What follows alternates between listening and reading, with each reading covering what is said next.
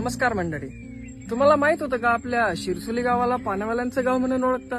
जय खानदेश मंडळी, तुमच्या आणि आमच्या आजोबाच्या काळापासून चालत असलेली ही परंपरा आहे. सर्वत्र या पानांना बनारसी पान म्हणून ओळखतात आणि शिरसोलीच्या शेतकऱ्यांचं जीवन पण याच माऊलीमुळे उजाळलं आहे. सर्व पाण्यावाल्या शेतकऱ्यांच्या मनात या माऊलीचं अनमोल स्थान आहे आणि हे आर्थिक दृष्ट्या प्रत्येक शेतकऱ्याला सक्षम बनवतं. या पानांचे संगोपन करणे इतर पिकांपेक्षा वेगळं आहे, कारण याला एक स्पेसिफिक एन्व्हायरमेंट द्यावं लागतं, एक ऍटमॉस्फिअर त्याच्यासाठी तयार करावं लागतं, ह्युमिडिटी मेंटेन करावी लागते आणि यासाठी एक स्पेशल स्किल सेट लागतो, एक स्पेशल कला लागते आणि ती कला सर्वांकडे नसते. आजकाल ही कला नाहीशी होत आहे. या पानांना डिमांड कमी होत आहे कारण लोक विमल, गुटखा, तंबाखू अशा जीव घेण्या पदार्थांच्या आहारी जात आहेत. गुटखा तंबाखू हे शरीरासाठी हानिकारक आहे, परंतु हे पान मात्र शरीरासाठी आरोग्यदायी आहे आणि त्याच्याचकडे आजचे युवक दुर्लक्ष करताय. मित्रांनो, जीव घेणे व्यसन सोडा आणि तुम्हाला खायचंच असेल तर हे औषधी पान खा.